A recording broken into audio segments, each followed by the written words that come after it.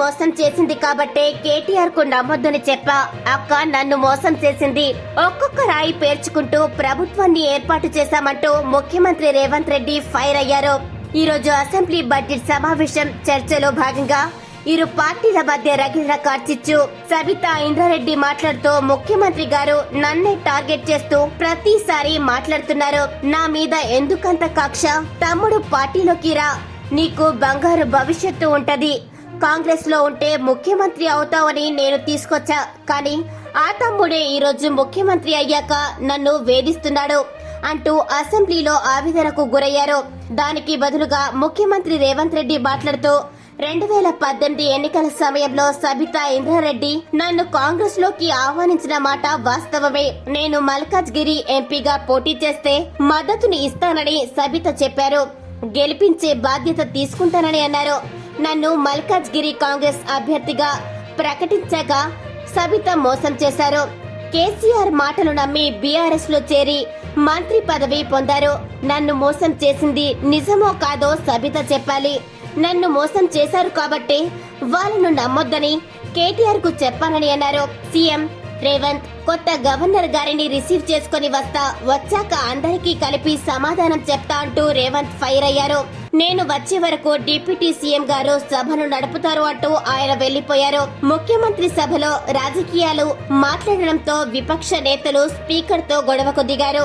మహిళా నాయకులకు క్షమాపణ చెప్పాలని డిమాండ్ చేశారు.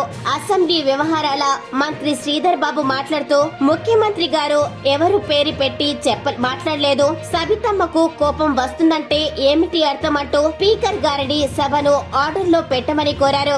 డిప్యూటీ సీఎం బట్టి విక్రమార్క మాట్లాడుతూ కాంగ్రెస్ పార్టీ సబితమ్మకు అన్ని ఇస్తే కాంగ్రెస్ కు అన్యాయం చేసి వదిలి వెళ్లిపోయింది. మీ అధికారం కోసం మీ స్వలాభం కోసం మమ్మల్ని వదిలేసిపోయి ఈ రోజు ఆవేదనతో మాట్లాడుతున్నారు అంటే కరెక్ట్ కాదు అంటూ ఘాటుగా విమర్శించారు. కాంగ్రెస్ ఒక దళితుణ్ణి అయిన నన్ను లీడర్ ఆఫ్ అపోజిషన్ లో కూర్చోబెడితే ఓర్చుకోలేని వారు కాంగ్రెస్ కి ప్రతిపక్ష హోదా లేకుండా చేసింది ఈ సబితా ఇంద్రారెడ్డి అంటూ విరుచుకుపడ్డారు. ముఖ్యమంత్రి తిరిగి వస్తే ఈ రోజు సభ మరింత ఆసక్తికరంగా మారే అవకాశం ఉంది. మరిన్ని వీడియోస్ కోసం GV news Telugu YouTube channel ని లైక్, షేర్ అండ్ సబ్స్క్రైబ్ చేయండి. తమ్ముణ్ణి మోసం చేసింది కాబట్టే కేటీఆర్ కు నమ్మొద్దని చెప్పా. అక్క నన్ను మోసం చేసింది. ఒక్కొక్క రాయి పేర్చుకుంటూ ప్రభుత్వాన్ని ఏర్పాటు చేశామంటూ ముఖ్యమంత్రి రేవంత్ రెడ్డి ఫైర్ అయ్యారు. ఈ రోజు అసెంబ్లీ బడ్జెట్ సమావేశం చర్చలో భాగంగా ఇరు పార్టీల మధ్య రగిలిన కార్చిచ్చు. సబితా ఇంద్రారెడ్డి మాట్లాడుతూ ముఖ్యమంత్రి గారు నన్నే టార్గెట్ చేస్తూ ప్రతిసారి మాట్లాడుతున్నారు. నా మీద ఎందుకంత కక్ష? తమ్ముడు పార్టీలోకి రా, నీకు బంగారు భవిష్యత్తు ఉంటది. కాంగ్రెస్ లో ఉంటే ముఖ్యమంత్రి అవుతావని నేను తీసుకొచ్చా. కానీ ఆ తమ్ముడే ఈ రోజు ముఖ్యమంత్రి అయ్యాక నన్ను వేధిస్తున్నాడు అంటూ అసెంబ్లీలో ఆవేదనకు గురయ్యారు.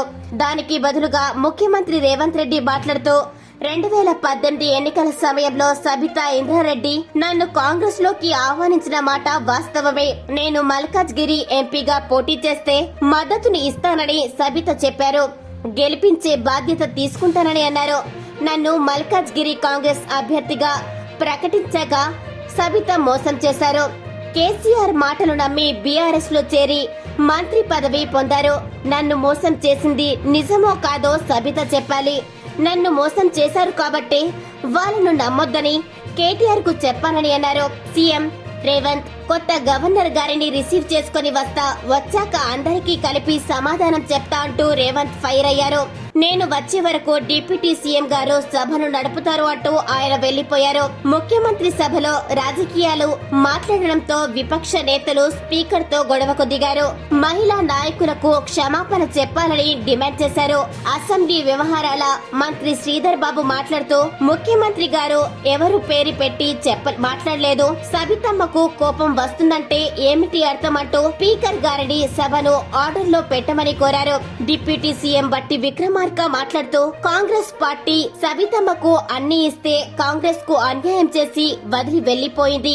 మీ అధికారం కోసం మీ స్వలాభం కోసం మమ్మల్ని వదిలేసిపోయి ఈ రోజు ఆవేదనతో మాట్లాడుతున్నారు అంటే కరెక్ట్ కాదు అంటూ ఘాటుగా విమర్శించారు. కాంగ్రెస్ ఒక దళితుణ్ణి అయిన నన్ను లీడర్ ఆఫ్ అపోజిషన్ లో కూర్చోబెడితే ఓర్చుకోలేని వారు కాంగ్రెస్ కి ప్రతిపక్ష హోదా లేకుండా చేసింది ఈ సబితా ఇంద్రారెడ్డి అంటూ విరుచుకుపడ్డారు. ముఖ్యమంత్రి సభలోకి తిరిగి వస్తే ఈ రోజు సభ మరింత ఆసక్తికరంగా మారే అవకాశం ఉంది. మరిన్ని వీడియోస్ కోసం GV news Telugu YouTube channel ని లైక్, షేర్ అండ్ సబ్స్క్రైబ్ చేయండి.